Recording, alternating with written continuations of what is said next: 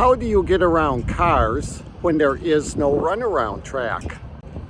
Hello friends, Killer Bee here with another switching exercise video.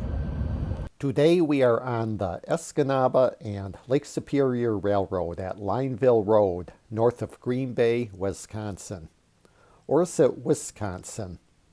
I have received comments informing me I am pronouncing it wrong. So I asked my wife, who is a Wisconsin native and who is never wrong. Wisconsin. Okay, so be it. Anyway, we are going to have a Lineville lesson, or how to run around cars when there is no runaround.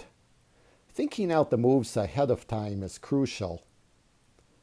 Lineville Road is located just north of Green Bay, actually in Howard, the road itself being the north boundary of the village. Years ago, this trackage was the Milwaukee Road main line from Green Bay north to Michigan's Upper Peninsula. The E&LS took over operation of it in 1980 and purchased it in 1982 from the Milwaukee Road trustee. Just to the east, the C&W was serving an industrial park in Howard. A 1985 agreement between the village of Howard, the E&LS, and the C&W allowed the E&LS to build into the park and take ownership of the track.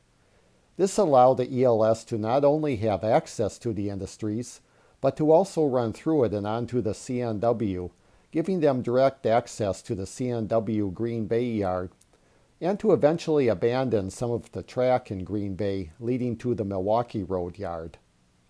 Track was kept as far as Bond Street. And of course, what was that C&W track is now CN. E&LS trains for Green Bay will often hold at Lineville until the CN can accept them. Although their operation on the CN to the yard is brief, the E&LS likes to open it up.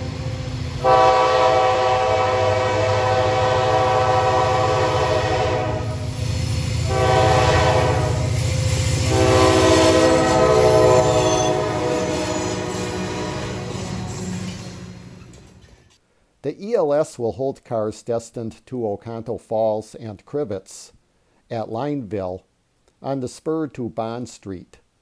Let's take a quick look at the 3.8-mile spur, the former Milwaukee Road main line. Partway down there is a siding. The industries are located at the end of the spur. Wisconsin Building Supply receives lumber, and Fighter Tech Nonwovens receives plastic pellets.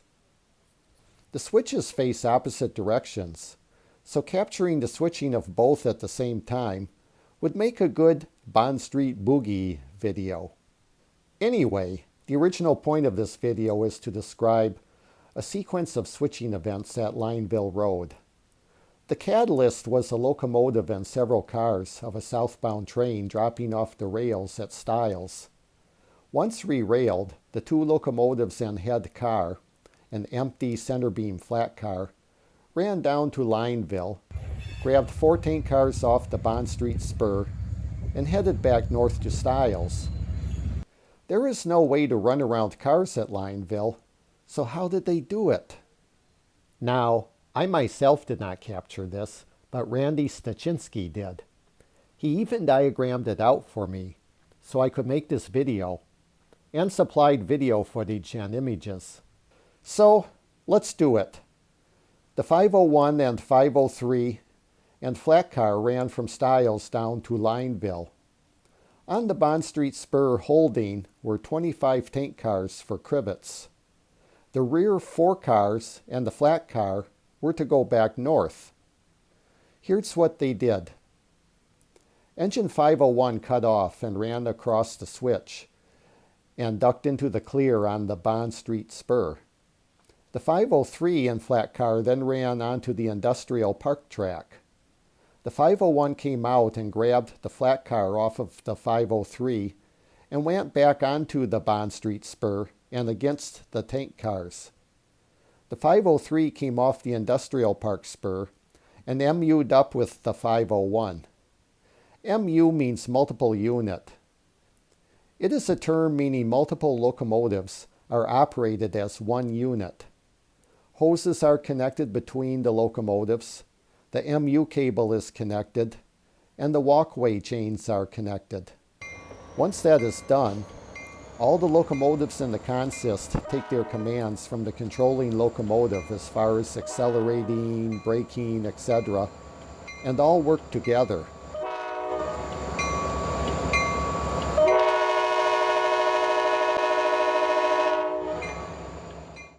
The string of 25 tank cars was pulled north over the switch, and the rear 4 set over to the industrial park track.